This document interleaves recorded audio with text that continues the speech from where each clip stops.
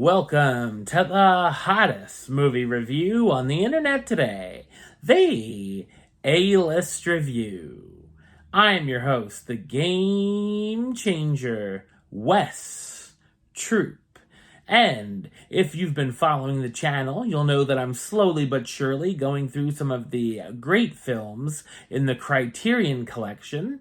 And this time we're going to hop back in our mint-flavored time machine to the year 1964 and check out one of the Best Picture nominees for that year. This is spine number 821 in the Criterion Collection. My review of the 1964 satire comedy Dr. Strangelove, coming up now.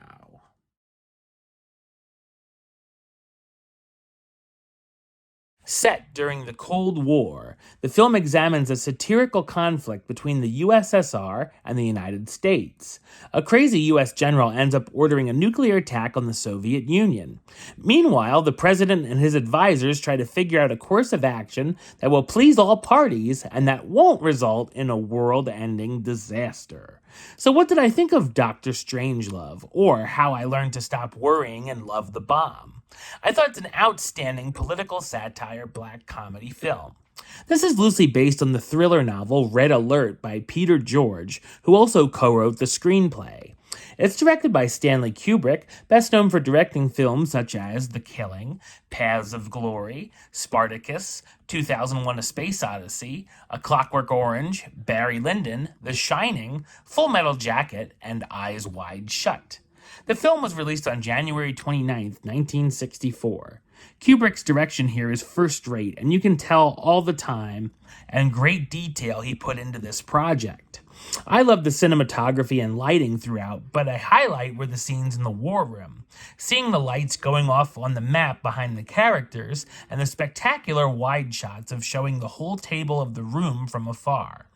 The ending is fantastic as well, with an interesting build-up in the plane, leading to the famous scene with Slim Pickens, and a montage set to Vera Lynn's version of the song, We'll Meet Again, which is a perfect touch. It was very courageous for this film to come out when it did during the Cold War, when tensions were very high, and be a satire of its own time. Enough that there's even a disclaimer before the film even starts. The subject matter is still very much relevant all these years later. It's filled with dark messages about how a few people could end up destroying the world, and questions the system in place in this scenario. Here, a general believes the Soviets are putting fluoride in the US's water supply and orders a nuclear strike without permission from the higher-ups, and only he has the recall codes.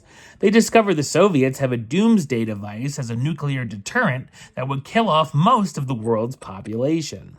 I like that we get different perspectives of the situation as well, from the soldiers all the way to the president. There are a number of sexual themes to interpret, to look out for as well.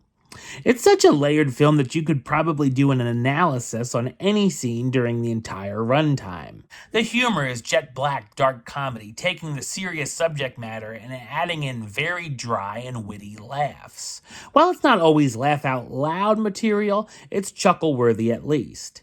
I really enjoyed the amusing phone conversation between the president and the Soviet premier, Kissoff.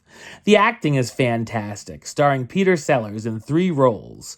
Group Captain Lionel Mandrake, a British RFA exchange officer who finds himself in trouble. He also plays Merkin Muffley, the President of the United States, who's trying to clean up this mess, and of course, Dr. Strangelove himself, the former Nazi, now wheelchair-bound nuclear war expert.